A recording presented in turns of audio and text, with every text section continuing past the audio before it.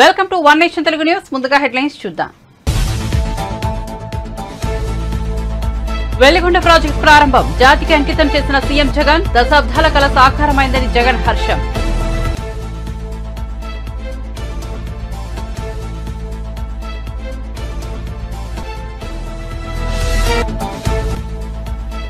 రేపు Congress screening committee సమావేశానికి హాజరు కానున్న సీఎం రేవంత్ రెడ్డి. మంత్రి ఉత్తమ్ కుమార్ రెడ్డి రేపు తొలి జాబితా విడుదల చేసే అవకాశం. రాష్ట్రంలోని పరిస్థితులను ఢిల్లీ పెద్దలకు వివరించనున్న రేవంత్ రెడ్డి.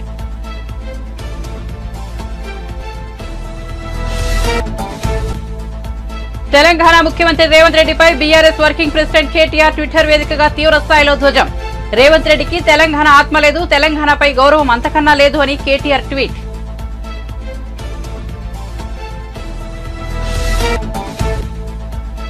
రాజధానిగా చెప్పుకుంటూ విశాఖ ప్రజలను 3 ఏళ్లు దగా చేశారన్న షర్మిల. వైజాగ్ స్టీల్ ను కేంద్రం అమ్మేస్తుంటే ప్రేక్షక పాత్ర పోషించారని ధ్వజం.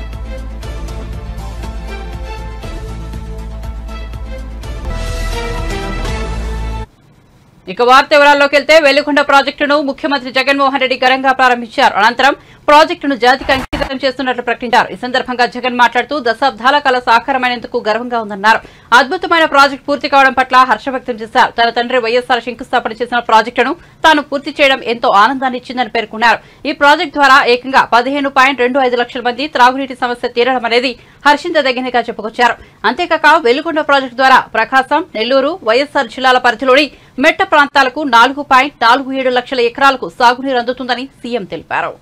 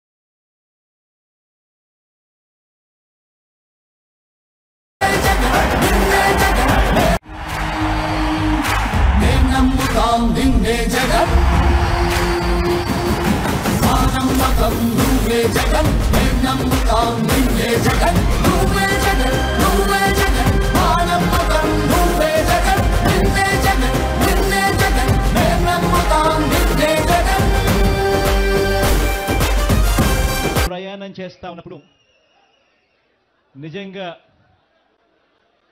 దేవుడు ఇంతటి అదృష్టాన్ని నాకు ఇచ్చినందుకు దేవుడికి సదా రుణపడి ఉంటానని ఈ సందర్భంగా తెలియజేసుకుంటా ఉన్నాను.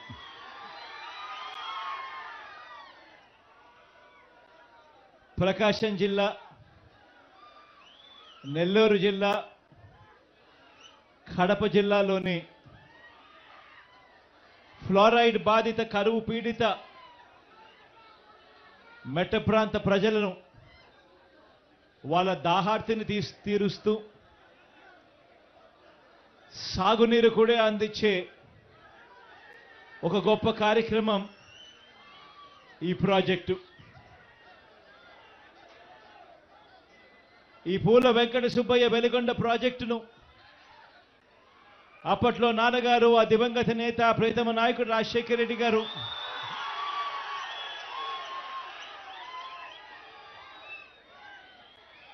ఈ ప్రాజెక్టుకు సంబంధించి ఆయన శంకుస్థాపన చేసి ప్రాజెక్టు పనులు మొదలు పెడితే ఈరోజు ఆయన కొడుకుగా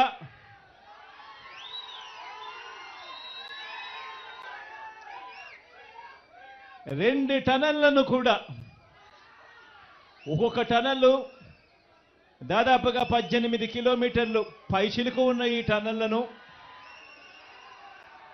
2 టనళ్లను ఆయన కొడుకే పూర్తి చేయడం, ఆయన కొడుకే జాతికి అంకితం చేయడం నిజంగా ఇది దేవుడు రాసిన స్క్రిప్టే అని చెప్పడానికి ఇంతకన్నా వేరే నిదర్శనమే అవసరం లేదు. ఈరోజు నిజంగా ఈ ప్రాజెక్టు మొదటి సరంగాన్ని 2021 జనవరి 13న పూర్తి చేస్తే, మన ప్రభుత్వంలో మనమే పూర్తి చేస్తే, రెండో సరంగం పనులు ఇవాళ కొద్ది రోజుల కిందటనే పూర్తి చేసి ఇవాళ జాతికి అంకితం చేసే కార్యక్రమం జరుగుతూ ఉంది. దాదాపుగా 4,47,000 ఎకరాలకు సాగునీరు అందించే ప్రాజెక్టు, సాగునీరు అందించే ప్రాజెక్టు 15,25,000 మందికి రక్షిత త్రాగునీరు అందించే ప్రాజెక్టు ఈరోజు జరుగుతూ ఉంది అని అంటే నిజంగా దాదాపుగా 30 మండలాలలోని దాదాపుగా ప్రకాశం జిల్లా, నెల్లూరు జిల్లా, కడప జిల్లాలోని ప్రకాశం జిల్లాలోని 23 మండలాలు, నెల్లూరు జిల్లాలోని 5 మండలాలు, కడప జిల్లాలోని 2 మండలాలు, మొత్తంగా 30 మండలాల్లోని 15 లక్షల. ముఖ్యమంత్రి రేవంత్ రెడ్డి రేపు ఢిల్లీకి వెళ్లనున్నారు. త్వరలో లోక్సభ ఎన్నికలు ఉన్నాయి. ఈ నేపథ్యంలో రేపు ఏఐసీసీ స్క్రీనింగ్ కమిటీ సమావేశం జరగనుంది. ఈ సమావేశానికి రేవంత్ రెడ్డి హాజరు కానున్నారు. తెలంగాణలోని 17 లోక్సభ స్థానాలకు అభ్యర్థుల ఎంపిక కసరత్తును పార్టీ అధిష్టానం పూర్తి చేయనుంది. స్క్రీనింగ్ కమిటీ సమావేశం అనంతరం 10 మందితో తొలి జాబితా విడుదల చేసే అవకాశం ఉంది. ఆ తర్వాత 1-2 రోజుల్లో దాదాపు మొత్తం అభ్యర్థులను ప్రకటించవచ్చు. అభ్యర్థుల ఎంపిక బాధ్యతను రేవంత్ రెడ్డి పార్టీ అధిష్టానం అప్పగించింది. ఇప్పటికే రాష్ట్ర స్థాయిలో అభ్యర్థులను దాదాపు ఖరారు చేశారు. స్క్రీనింగ్ కమిటీ సమావేశంలో అభ్యర్థులపై చర్చ జరగనుంది. రాష్ట్రంలోని పరిస్థితులను ఆయన ఢిల్లీ పెద్దలకు వివరించనున్నారు. కాంగ్రెస్ పార్టీ స్క్రీనింగ్ కమిటీ సమావేశానికి సీఎం రేవంత్ రెడ్డితో పాటు మంత్రి ఉత్తమ్ కుమార్ రెడ్డి కూడా హాజరు కానున్నారు. తెలంగాణ ముఖ్యమంత్రి రేవంత్ రెడ్డిపై BRS working president KTR Twitter వేదికగా తీవ్ర స్థాయిలో దుయ్యబట్టారు. రేవంత్ రెడ్డికి తెలంగాణ ఆత్మ లేదు, తెలంగాణపై గౌరవం అంతకన్నా లేదు అని కేటీఆర్ నిప్పులు చెరిగారు. తెలంగాణ సోయి లేనోడు సీఎం కావడం మన కర్మ అని మండిపడ్డారు. తెలంగాణ ఆత్మగౌరవం విలువ తెలియనోడు సీఎంగా ఉండటం మన దౌర్భాగ్యమని విమర్శించారు. నా తెలంగాణ దేనికైనా సహిస్తుంది కానీ ఆత్మగౌరవాన్ని దెబ్బతీస్తే మాత్రం ఊరుకోదని కేటీఆర్ తేల్చి చెప్పారు.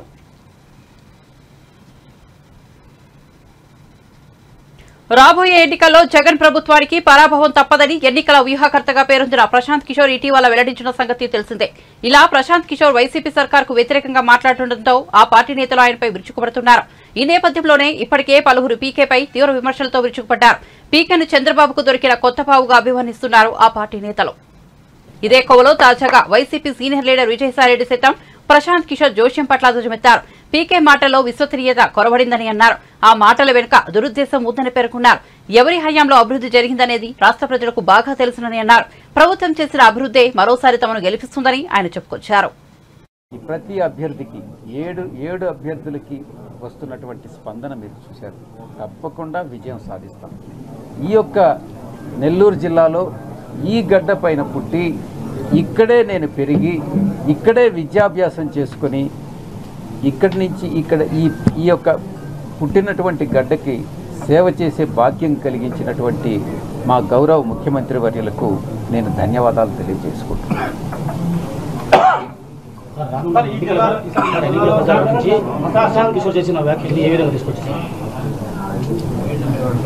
ప్రశాంత్ కిషోర్ గారి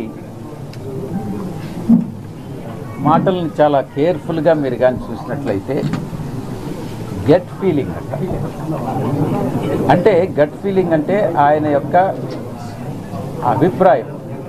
ఆ అభిప్రాయం ఏదైనా ఒక లాజికల్ డేటా, సైంటిఫిక్ డేటాని ఆధారపడి ఆయన కామెంట్ చేశారా, అబ్జర్వేషన్ ఇచ్చారా అంటే ఆయన అనుకుంటున్నారు. మీరొకటి అనుకోవచ్చు. ఒక్కొక్కరికి ఒక్కొక్క అభిప్రాయం ఉండొచ్చు. అవి భిన్నాభిప్రాయాలు. ఆ భిన్నాభిప్రాయాలు మనం తీసుకునేటప్పుడు ఒక సైంటిఫిక్ డేటాతో కానీ చెప్తే దాన్ని నమ్మొచ్చు.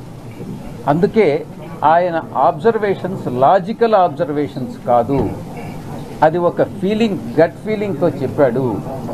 దానికి ఆ గట్ ఫీలింగ్కి ఒక అల్టీరియర్ మోటివ్ ఉంది. అంటే ఒక దురుద్దేశం ఉంది. ఆ దురుద్దేశంతో చెప్పినటువంటి ఆ అబ్జర్వేషన్స్ని ప్రజలు నమ్మరు అన్నటువంటి విషయం చెప్తాం. మీరు వేమిరెడ్డి ప్రభాకర్ రెడ్డి ఇద్దరు మంచి మిత్రులు అయితే ఇద్దరు ప్రత్యక్ష రాజకీయాలు రాలేదు. 2024లో ఇద్దరు పోటీ చేస్తున్నారు. ఎలా చూడవచ్చు ఈ 2024? వేమిరెడ్డి ప్రభాకర్ రెడ్డి అన్న నాకు మంచి మిత్రుడు, భవిష్యత్తులో కూడా మంచి మిత్రుడుగానే ఉంటాడు. రాజకీయాలు వేరే, స్నేహం వేరే. రాజకీయంకి వచ్చినప్పుడు ఆయన వేరే పార్టీ నుంచి పోటీ చేస్తున్నారు, నేను వైఎస్ఆర్ కాంగ్రెస్ పార్టీ నుంచి పోటీ చేస్తున్నాను. రాజకీయాలకి స్నేహానికి సంబంధం. సార్ వైనాట్ 175 అంటున్నాం సత్తే సీఎం కాడి నుంచి మీరు అందరూ ఎలా సాధ్యం? మీకు శ్రీరామ్ రక్ష ఏమిటి? ఎలా సాధ్యపడుతుంది అనే దానికి సిద్ధంగా ఉన్నాననే దానికి మేము ఇప్పుడే చెప్పినాను. నేను మీకు డీటెయిల్డ్ ఎక్స్ప్లెనేషన్ ఇచ్చాను. 175కు 175 లక్ష్యం అన్నటువంటిది సాధ్యపడుతుంది అన్నటువంటి ధీమా భరోసా మాకుంది. దాంతోనే ఈ ఎన్నికలకు ముందుకెళ్తున్నాం. 175 మాత్రమే కాదు, 25కి 25 కూడా. సార్ మీరు ఇప్పుడు దాకా రాజ్యసభ సభ్యులు ఉన్నది ప్రత్యక్ష రాజకీయ ఎన్నికల్లో మీరు పోటీ చేయబోతున్నారు. అనేక ప్రణాళిక ఎలా ఉంటుంది? మీరు ప్రత్యక్ష రాజకీయాల్లో ఎన్నికలు పోటీ చేయబోతున్నారు కదా సార్, ఈ జిల్లా మీద మీకు ఏది ప్రణాళిక ఉంది? ఈ జిల్లాలో పుట్టినటువంటి వ్యక్తిగా పెరిగిన తెలంగాణ ముఖ్యమంత్రి రేవంత్ రెడ్డి బుధవారం రాష్ట్ర వ్యాప్తంగా రైతు నేస్తం కార్యక్రమాన్ని ప్రారంభించారు. ఉప ముఖ్యమంత్రి మల్లుబట్టి విక్రమార్క, వ్యవసాయ శాఖ మంత్రి తుమ్మల నాగేశ్వరరావుతో కలిసి వీడియో కాన్ఫరెన్స్ ద్వారా 110 రైతు వేదికల్లో ఈ కార్యక్రమాన్ని ప్రారంభించారు. రైతు వేదికలకు వీడియో కాన్ఫరెన్స్ అనుసంధానం ద్వారా రైతుల సమస్యలను పరిష్కరించే వినూత్న కార్యక్రమం రైతు నేస్తం. దశల వారీగా 3 ఏళ్లలో 2601 రైతు వేదికల్లో వీడియో కాన్ఫరెన్స్ యూనిట్లను అందుబాటులోకి తీసుకొస్తారు. 97 కోట్లతో ఈ ప్రాజెక్టును అమలు చేయనున్నారు. మొదటి దశలో 4.07 కోట్లతో 110 నియోజకవర్గాలలో ఏర్పాటు చేస్తారు. ఇందుకు సంబంధించి నిధులను ప్రభుత్వం విడుదల చేసింది. చేరి రైతుల యొక్క సమస్యలు తెలుసుకొని ఆ రైతుల యొక్క సమస్యల్ని పరిష్కరించాలన్న ఆలోచనతోనే మా వ్యవసాయ శాఖ మంత్రి తుమ్మల నాగేశ్వరరావు గారు ఒక వినూత్నమైన కార్యక్రమం తీసుకొని ఈ రైతు నేస్తం విధానం ద్వారా ప్రభుత్వము రైతులతో కలిసిమెలిసి భవిష్యత్ కార్యక్రమాలు తీసుకుంటుందని చెప్పి కార్యక్రమాన్ని తీసుకోవడం జరిగింది. ఇందులో ప్రధాన ఉద్దేశము వ్యవసాయ కాలంలో రైతులకు వచ్చే సమస్యలను పూర్తిగా దృష్టిలో పెట్టుకొని మీకు సలహా కార్యక్రమంలో పాల్గొన్న రైతు నేస్తం కార్యక్రమంలో పాల్గొన్న ఉప ముఖ్యమంత్రి గారు, అదేవిధంగా వ్యవసాయ శాఖ మంత్రి తుమ్మల నాగేశ్వరరావు గారు, బట్టి విక్రమార్క గారు, ఇతర మంత్రులు, వ్యవసాయ శాఖ అధికారులు, ముఖ్యంగా మన రైతులందరికీ కూడా నమస్కారం. ప్రభుత్వము ప్రజల దగ్గరికి, ముఖ్యంగా రైతుల దగ్గరికి చేరి రైతుల యొక్క సమస్యలు తెలుసుకొని ఆ రైతుల యొక్క సమస్యల్ని పరిష్కరించాలన్న ఆలోచనతోనే మా వ్యవసాయ శాఖ మంత్రి తుమ్మల నాగేశ్వరరావు గారు ఒక వినూత్నమైన కార్యక్రమం తీసుకొని ఈ రైతు నేస్తం విధానం ద్వారా ప్రభుత్వము రైతులతో కలిసిమెలిసి భవిష్యత్ కార్యక్రమాలు తీసుకుంటుందని చెప్పి కార్యక్రమాన్ని తీసుకోవడం జరిగింది. ఇందులో ప్రధాన ఉద్దేశము వ్యవసాయ కాలంలో రైతులకు వచ్చే సమస్యలను పూర్తిగా దృష్టిలో పెట్టుకొని మీకు సలహా కార్యక్రమంలో పాల్గొన్న రైతు నేస్తం కార్యక్రమంలో పాల్గొన్న ఉప ముఖ్యమంత్రి గారు, అదేవిధంగా వ్యవసాయ శాఖ మంత్రి తుమ్మల నాగేశ్వరరావు గారు, బట్టి విక్రమార్క గారు, ఇతర మంత్రులు, వ్యవసాయ శాఖ అధికారులు, ముఖ్యంగా మన రైతులందరికీ కూడా నమస్కారం. ప్రభుత్వము ప్రజల దగ్గరికి, ముఖ్యంగా రైతుల దగ్గరికి చేరి రైతుల యొక్క సమస్యలు తెలుసుకొని ఆ రైతుల యొక్క సమస్యల్ని పరిష్కరించాలన్న ఆలోచనతోనే మా వ్యవసాయ శాఖ మంత్రి తుమ్మల నాగేశ్వరరావు గారు ఒక వినూత్నమైన కార్యక్రమం తీసుకొని ఈ రైతు నేస్తం విధానం ద్వారా ప్రభుత్వము రైతులతో కలిసిమెలిసి భవిష్యత్ కార్యక్రమాలు తీసుకుంటుందని చెప్పి కార్యక్రమాన్ని తీసుకోవడం జరిగింది. జగన్ ప్రభుత్వంపై ఏపీ కాంగ్రెస్ అధ్యక్షురాలు వైఎస్ షర్మిల మరోసారి ధ్వజమెత్తారు. విశాఖ విషయంలో జగన్ ప్రభుత్వం విధానాలను ఈ సందర్భంగా ఆమె తప్పుపట్టారు. పరిపాలన రాజధానిలో పాలన మొదలు పెట్టడానికి ఇన్నాళ్లు ఏమడ్డొచ్చింది అని ప్రశ్నించారు.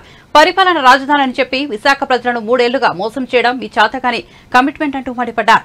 ఐటీ హిల్స్ నుంచి దిగ్గజ కంపెనీలు వెళ్లిపోతున్నా చూస్తూ ఉండటం మీ రోడ్ మ్యాప్ అని విమర్శించారు. టీడీపీ అధినేత చంద్రబాబు హయాంలో బీసీలకు చేసింది సామాజిక న్యాయం కాదని, బీసీలకు రాజ్యాధికారం ఇవ్వడానికి చంద్రబాబు ఇష్టపడలేదని రెవెన్యూ మంత్రి ధర్మాన ప్రసాదరావు పేర్కొన్నారు. ఆయన మీడియాతో మాట్లాడుతూ 40 ఏళ్లలో ఎప్పుడైనా బీసీలకు రాజ్యసభకు పంపాడా అని ప్రశ్నించారు. చంద్రబాబు ధనవంతులనే రాజ్యసభకు పంపుతున్నారు. చంద్రబాబు బీసీలకు వ్యతిరేకని పేర్కొన్నారు. ఎన్నికల ముందు జయహో బీసీ అంటున్నారని ధర్మాన విమర్శించారు.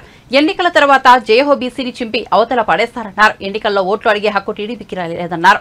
5 ఏళ్లలో 1,22,000 ఓట్లకు బీసీలకు నేరుగా ఇచ్చామని ధర్మాన తెలిపారు. బీసీలపై చర్చకు తాను సిద్దమంటూ టీడీపీకి సవాల్ విసిరారు. వెనుకబడిన ప్రాంతాల్లో రాజధాని పెడతామంటే అంగీకరించబోరన్నారు. చూపించి రిపోర్ట్లు చూపించి ఇదే అభివృద్ధి అనేటువంటి మీ తత్వానికి, మీ తాలూగా సిద్ధాంతానికి, మా పార్టీ జగన్మోహన్ రెడ్డి సిద్ధాంతానికి అసలు ఎక్కడ పొందం లేదు. జగన్మోహన్ రెడ్డిది రాజ్యాంగం చెప్పినటువంటి నిబద్ధత కలిగినటువంటి పాలన. జగన్మోహన్ రెడ్డి పాలన ప్రపంచంలో దేశాలు అనుసరిస్తున్నటువంటి ప్రజల తాలూగా జీవన ప్రమాణాలను పెంచేటువంటి పాలన. సో మీకు మాకు ఎక్కడ పొంతం లేదు. మీరు కంపేర్ చేసుకోవద్దు వైఎస్ఆర్సీపీతో. మీకు సాధ్యం కాదు, ఎప్పటికీ సాధ్యం కాదు. ఎందుకంటే మీ భావజాలంలో లేదన్నది నేను పదే చెప్తున్నాను. లేదు, మీరు ఇవ్వలేదు. ఈ విధంగా మీరు ఎప్పుడు కన్సిడర్ చేయలేదు. మీ చుట్టూ ఉన్నది ధనవంతుల కోటరీ. ధనవంతుల ప్రయోజనాలను మీరు కాపాడగలరు కానీ, మీ చుట్టూ ఉన్నటువంటి కోటరీని మీరు కాపాడగలరు కానీ, మీ అన్ని దీంట్లో కనిపిస్తుంది కదా. అత్యంత వెనుకబడిన ప్రాంతమైనటువంటి నార్త్ కోస్టల్లో ఎగ్జిక్యూటివ్ క్యాపిటల్ పెడతామంటే మీరు అంగీకరించలేకపోతున్నారే. మీకు ఎక్కడుంది కాన్ఫిడెన్స్? విశాలమైన భావం ఎక్కడుంది మీకు? అత్యంత మీ జయహో బీసీ లేదు. మీ కపట మాటలు ఎన్నికల్లో ప్రజలు ఎవరు నమ్మరు. మీరు చెప్తున్నటువంటి ప్రామిసెస్ అన్నీ ఎన్నికల్లో ఓటు తీసుకునే అధికారానికి తప్ప ఇంకొక దానికి కాదని ఈ సందర్భం మనవి చేస్తున్నాం. ఎన్నికల ముందు గొప్ప ప్రసంగాలు ఇచ్చినంత మాత్రాన మోసపోవడానికి ఇప్పుడు సిద్ధంగా రాష్ట్రంలో ఉన్నటువంటి ప్రజలు లేరు అన్నటువంటిది ఈ కాన్ఫరెన్స్ ద్వారా రాష్ట్ర ప్రజలకు మీకు నేను మనవి చేస్తున్నా. మీరెవరైనా చర్చకు వస్తే, ఏ వేదిక ఏర్పాటు చేస్తే ఆ వేదికలో మీతో తలపడడానికి, వాదించడానికి, మీరు చేసిన పొరపాట్లని చూపించడానికి, బ్యాక్వర్డ్ క్లాసెస్కి జగన్మోహన్ రెడ్డి ప్రభుత్వం చేసినటువంటి మేలు వల్ల తేలినటువంటి స్థితిగతులు, దేశంలో వచ్చినటువంటి సూచీలు చూపిస్తున్నటువంటి సూచీలు, కేంద్ర ప్రభుత్వం అనౌన్స్ చేసినటువంటి అభివృద్ధి సూచీలు చూపించడానికి నేను సిద్ధంగా ఉన్నానని మనవి చేస్తూ, ఈ జయహో బీసీని ఎవరు నమ్మొద్దని మనవి చేస్తున్నాం. బ్యాక్వర్డ్ క్లాస్ వాడిగా చాలా కాలం ప్రభుత్వాల్లో పనిచేసే వ్యక్తిగా అందులో కపటం ఉంది, అందులో మాయ ఉంది, మోసం ఉంది. అధికారం కోసం చెప్పే మాటలు ఉన్నాయే తప్ప నిజమైనటువంటి సామాజిక న్యాయం, రాజకీయ అధికారం, ఆర్థిక స్వాతంత్రం కలిగించే ఆలోచన టీడీపీలో చంద్రబాబు నాయకత్వంలో లేదని ఈ సందర్భంగా మనం రానున్న లోక్సభ ఎన్నికల్లో మహబూబాబాద్ పార్లమెంట్ స్థానంలో కాంగ్రెస్ పార్టీ అభ్యర్థికి శూర్పణఖరకు మధ్య పోటీ జరగబోతోందని మంత్రి పొంగులేటి శ్రీనివాసరెడ్డి అన్నారు. మంగళవారం ఆయన పార్టీ కార్యకర్తల సమావేశంలో మాట్లాడుతూ మార్పు రావాలి, కేంద్రంలోనూ ఇందిరమ్మ రాజ్యం రావాలని నియోజకవర్గ ప్రజలు బలంగా కోరుకుంటున్నారని పేర్కొన్నారు.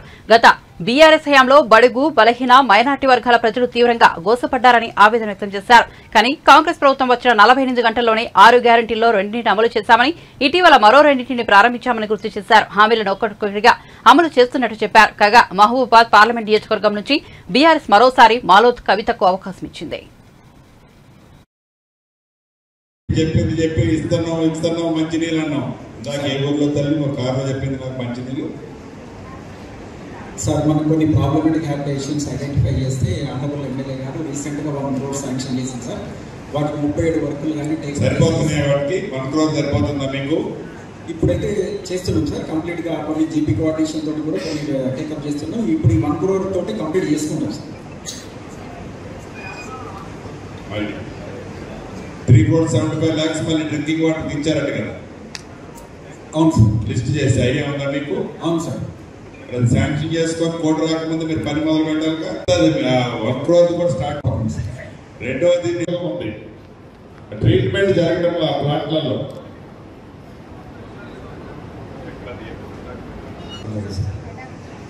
షార్ట్లీ ఇద్దరు వీక్ డేస్ లోపల షెడ్యూల్ వస్తుంది. తర్వాత ఈ వర్క్ అనేది ఇబ్బంది అవుతుంది. అలాగే సార్. ఎలక్షన్ బీసీ డిక్లరేషన్ పేరుతో చంద్రబాబు కొత్త డ్రామాకు తెరలేపారు. బీసీల కోసం 50,000 కోట్లు ఖర్చు పెట్టామని, బీసీలను మోసం చేసి నిజానికి 19,000 కోట్లు మాత్రమే ఖర్చు పెట్టారని, చంద్రబాబుతో బీసీలకు సంబంధించి పలు డిబేట్లకు రెడీగా ఉన్నామన్నారు. బీసీలకు సీఎం జగన్ 75,000 కోట్లు ఇచ్చారు. నేరుగా 1,70,000 కోట్లు బీసీల ఖాతాల్లో పడింది. అధికారంలోకి వస్తే 1,50,000 కోట్లు ఖర్చు పెడతామని చంద్రబాబు అబద్దాలాడుతున్నారు. బీసీల డీఎన్ఏ టీడీపీ అని చెప్పే చంద్రబాబు బీసీలకు ఇచ్చింది 21 సీట్లు మాత్రమేనని ఎంపీ మార్గాని భరత్ విమర్శించారు. ఇప్పుడు ఒక పనిముట్లు ఉన్నాయి, 19,000 కోట్ల రూపాయలు, అది కూడా ఎగ్జాగరేట్ చేసి. ఇప్పుడు ఒక పనిముట్లు ఉన్నాయండి, కత్తిర్లు, ఇస్త్రీ పెట్టెలో, లేకపోతే ఇంకొకటి కుట్టు మిషన్లో, దాని విలువ 5,000 ఉందనుకోండి, 20,000 వేసి వీళ్ళు కాంట్రాక్టర్లు దోచుకోవడం తప్పితే ఈ రకంగా ఖర్చు చేశారు. అది కూడా 50,000 కోట్ల పేరు చెప్పి 19,000 కోట్ల రూపాయలే మా దగ్గర ఉన్న సమాచారం. మళ్ళీ ఇవాళ తీసుకొచ్చి 1,50,000 కోట్ల రూపాయలు చెప్తా ఉన్నారు. నేను ఇవాళ ఓపెన్గా స్ట్రైట్గా ఇదే చంద్రబాబు నాయుడు గారికి నేను డైరెక్ట్ డిబేట్కి ఛాలెంజ్ అని అడుగుతా ఉన్నా. వయసు నాది చిన్నదే, బుద్ధిలో కాదు. ఇవాళ గౌరవ ముఖ్యమంత్రి జగన్మోహన్ రెడ్డి గారి నేతృత్వంలో సింగిల్ బటన్ నొక్కుతా ఉన్నారు. డైరెక్ట్గా బ్యాంక్ ఖాతాల్లో డబ్బులు పడతా ఉన్నాయి. డబ్బు బీసీల ఖాతాల్లో నువ్వు డిక్లరేషన్ పెట్టుకోలేమో. జగనన్న ఏలూరు సభ సాక్షిగా బీసీలకు ఇచ్చిన మాట ప్రకారంగా ఆయన ఇంకా 75,000 కోట్లే చెప్పారు జగనన్న. కానీ ఇవాళ ఆంధ్రప్రదేశ్ రాష్ట్రంలో బీసీలకి బ్యాంకులో పడిన నిధులు ఎంత అనంటే సుమారుగా 1,70,000 కోట్ల రూపాయలు బీసీల ఖాతాల్లో పడిందండి. ఇవాళ నేనేమి అబద్ధాలు మాట్లాడట్లా, లెక్కలు ఉన్నాయి. ఇవాళ కులాలు ఎన్నైతే కులాలు ఉన్నాయో, 150 కులాలు ఎన్నైతే కులాలు ఉన్నాయో ఆ కులాలకు సంబంధించి నేను మాట్లాడుతూ ఉన్నా. ఇవాళ పథకం ఏ రూపైనా కానివ్వండి, నిన్న తెలుగుదేశం పార్టీ వాళ్ళు చెప్తా ఉన్నారు, నిజంగా ఆశ్చర్యం అనిపిస్తూ ఉంది. మీరేదో తీసుకొచ్చి చేయూత పథకానికి కనుక ఇచ్చి అది బీసీల ఖాతాల్లో పెడుతున్నారు ఏంటండి అని అంటా ఉన్నాడు. నాకు ఆశ్చర్యం అనిపిస్తూ ఉంది. ఇప్పుడు పథకం పేరు ఏదైతే ఏంటి, డబ్బు వచ్చిందా లేదా, అదే నేను సూటిగా ప్రశ్నిస్తా ఉన్నా. ఇప్పుడు మీరు బీసీ నిధులు అని చెప్తా ఉన్నారు, మీరు ఆ పేరు పెడుతున్నారు, మేము వివిధ పేర్లు పెడుతున్నాం. బీసీల ఖాతాల్లో డబ్బు వెళ్ళిందా లేదా? ఇవాళ చేయూత అయితే కానీ, ఆసరా అయితే కానీ, అమ్మఒడి అయితే కానీ, లేకపోతే ఏ పథకమైనా తీసుకోండి. బీసీ డిక్లరేషన్ అనే కాపీ పేస్ట్ ప్రోగ్రాం చంద్రబాబు ప్రదర్శించారని, బీసీలను నమ్మించి దగా చేసిన పార్టీ టీడీపీ అని, రాజ్యాంగ విలువలను ఏమాత్రం కాపాడని పార్టీ టీడీపీ అని, బీసీలను దగా చేసిన నాయకుల చరిత్ర తీస్తే మొదటి బాబు చంద్రబాబు పేరు ఉంటుందని 2009లో ఆల్ఫ్రీ అన్నారు. బీసీల కోసం 142 హామీలు ఇచ్చాడు. అందులో ఎన్ని హామీలను అమలు చేశారు, ఒకటి కూడా అమలు చేయలేదని మంత్రి చెల్లుబోయిన వేణుగోపాలకృష్ణ విమర్శించారు. స్పష్టంగా అడుగుతున్నాను, నిన్న బీసీ డిక్లరేషన్ అని ఒక కాపీ పేస్ట్, బీసీ డిక్లరేషన్ అనేటువంటి ఒక కాపీ పేస్ట్ ప్రోగ్రామ్ని నిన్న ప్రదర్శించాడు. అంటే బీసీల గురించి మాట్లాడేటువంటి నైతిక అర్హత లేనివాడు చంద్రబాబు నాయుడు. తెలుగుదేశం పార్టీ నమ్మించి దగా చేసినటువంటి పార్టీ తెలుగుదేశం పార్టీ. బీసీలు నమ్మి నడిస్తే అతి ఘోరంగా మోసగించినటువంటి పార్టీ తెలుగుదేశం పార్టీ. సూటిగా అడుగుతున్నాను, 1995లో మీరు ముఖ్యమంత్రి అయ్యారు, 2007, 2006 నాటి వరకు కూడా, 2004లో మీరు ముఖ్యమంత్రిగా దిగిపోయే నాటికి బీసీలకు రాజ్యాంగపరమైనటువంటి రాజ్యాంగపరమైనటువంటి హక్కు ఆలోచన ఏమైనా చేశారా? బీసీలు ఎదగాలంటే రాజ్యాంగ నిర్మాత బాబాసాహెబ్ అంబేద్కర్ గారు చెప్పినటువంటి పేదరికం మీద యుద్ధం చేయాలి. పేదరికంలో ఉన్నవాడు పేదరికం మీద యుద్ధం చేయాలంటే వాడి చేతిలో ఆయుధం విద్యని, ఆ విద్యను అందిస్తే మాత్రమే వాడి జీవితాలు మారతాయి అని చెప్పినటువంటి బాబాసాహెబ్ రాజ్యాంగం. మీరు రాజ్యాంగం మీద ప్రమాణం చేశారు. ఆ రాజ్యాంగ విలువలు ఏమైనా కాపాడారా? లేదే. 99లో ఒక మేనిఫెస్టో ఇచ్చారు. 99లో 33% అన్నావు. మార్కెటింగ్ కమిటీలో వాళ్ళకి ఓటాలు అన్నావు. అవి రెండు వెళ్ళిపోయాయి. 2004కి ఆల్ ఫ్రీ అన్నావు. అది మర్చిపోయారు ప్రజలు అనుకుంటున్నాం. బీసీలను దగాలు చేసినటువంటి నాయకుల చరిత్ర తీస్తే ప్రప్రథముడు, బీసీలను దగా చేసిన నాయకుల చరిత్ర తీస్తే ప్రప్రథముడు చంద్రబాబు నాయుడే. 2009లో ఆల్ ఫ్రీ అన్నాడు. 14లో చంద్రబాబు నాయుడు గారు, నేను సూటిగా అడుగుతున్నాను, ఒక బీసీ బిడ్డగా 142 హామీలు ఇచ్చారు బీసీల కోసం. 142 హామీలు ఇచ్చారు. ఆ మేనిఫెస్టో ఎక్కడుందో తెప్పించుకోండి. మీరు మర్చిపోతారు, జనాన్ని మర్చిపోయారు అనుకుంటారు.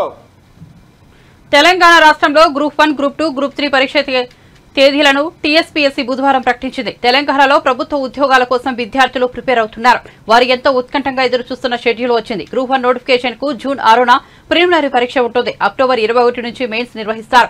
గ్రూప్ 1 ద్వారా 563 ఉద్యోగాలను భర్తీ చేయనున్నారు. గ్రూప్ 2లో 783 ఉద్యోగాలు ఉండగా ఆగస్టు 7, 8 తేదీల్లో పరీక్షలు నిర్వహించనున్నారు. 2022లో విడుదల చేసిన గ్రూప్ 3లో 1388 ఉద్యోగాల భర్తీకి రాత పరీక్షలు నవంబర్ 17, 18 తేదీల్లో నిర్వహించనున్నారు.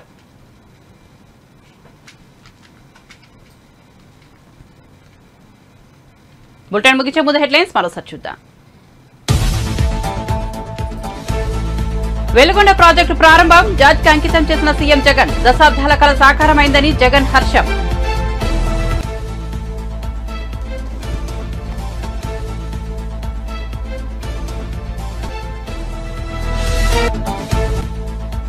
రేపు కాంగ్రెస్ స్క్రీనింగ్ కమిటీ సమావేశానికి హాజరు కానున్న సీఎం రేవంత్ రెడ్డి, మంత్రి ఉత్తమ్ కుమార్ రెడ్డి. రేపు తొలి జాబితా విడుదల చేసే అవకాశం. రాష్ట్రంలోని పరిస్థితులను ఢిల్లీ పెద్దలకు వివరించనున్న రేవంత్ రెడ్డి.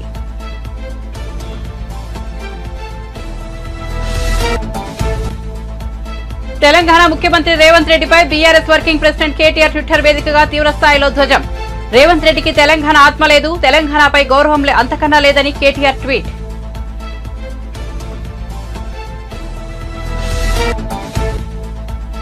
రాజధానిగా చెప్పుకుంటూ విశాఖ ప్రజలను 3 ఏళ్లుగా దగా చేశారన్న షర్మిల. వైజాగ్ స్టీల్ ను కేంద్రం అమ్మేస్తుంటే ప్రేక్షక పాత్ర పోషించారని ధ్వజం.